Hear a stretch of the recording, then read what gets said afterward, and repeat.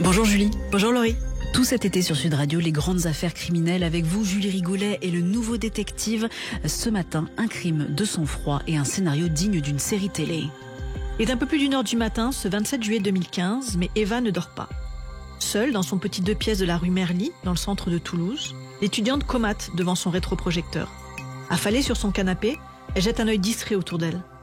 Voilà des semaines qu'elle n'a pas fait de rangement. Dans son appart, comme dans sa vie, il règne un joyeux bazar. Et ça lui va très bien.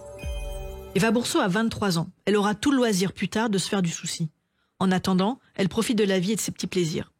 Elle attrape un sachet posé sur la table du salon. Un peu de MDMA devant un film ou une série, c'est l'un de ses gros kiffs. Le mélange des deux est parfait. Mais alors qu'elle est en pleine préparation de son cocktail, on sonne à l'interphone. Eva n'attend personne. Mais ce sont Taha et Zach, 2 de ses potes, qui veulent monter la voir. Avec ces deux-là, 2 petits cracks des maths qui visent les grandes écoles, elle sait ce qui l'attend. Peu de sommeil et beaucoup de drogue. Une soirée de plus, en somme, dans la vie d'Eva Bourseau. Eva est une super jolie fille, mais c'est avant tout aussi une personnalité.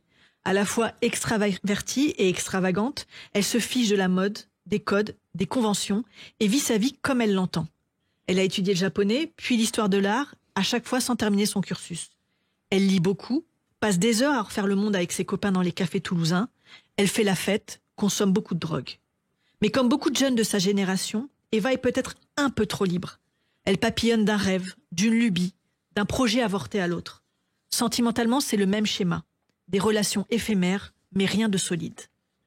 Et en plus de ça, elle glisse petit à petit vers une consommation de stupéfiants qui n'a plus grand-chose de récréatif. Résultat, l'année 2014 l'a vue arrêter les cours, enchaîner les petits jobs, et pour arrondir ses fins de mois, elle s'est même mise à jouer les grossistes pour ses copains. Son appart est désormais un lieu de passage où l'on vient chercher sa drogue, zoner, se défoncer. Parmi ses visiteurs réguliers, il y a donc Zach et Taha. Eux non plus ne lésinent pas sur les quantités de poudre et de substances diverses qu'ils ingurgitent. Alors, en ce 27 juillet 2015, Eva les accueille en leur proposant un peu de speed.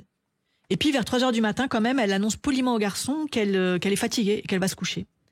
Taha et Zach se lèvent, un peu stone. Eva ne voit pas le pied de biche qui déforme le jean de Taha, ni le poing américain dans la poche de Zach. Le trio se salue, l'étudiante referme la porte et se met au lit. Mais les 2 copains ne rentrent pas du tout chez eux. Non, ils restent en bas de l'immeuble et ils se prennent la tête pour savoir ce qu'ils vont faire. Devant Zach, Taha énumère une fois encore le montant de leurs dettes auprès de leur dealer et les loyers impayés de leur appart. Ils n'ont pas le choix. Il faut trouver de l'argent rapidement. Leurs 2 cerveaux n'entrevoient qu'un seul plan, braquer Eva. En réalité, c'est pour ça qu'ils sont venus depuis le début. Zach enfile son poing américain. Taha sort le pied de biche de son jean. De nouveau, ils sonnent à l'interphone et prétendent avoir oublié leurs clés. Eva les laisse monter. Et cette fois-ci, ils ne vont pas reculer.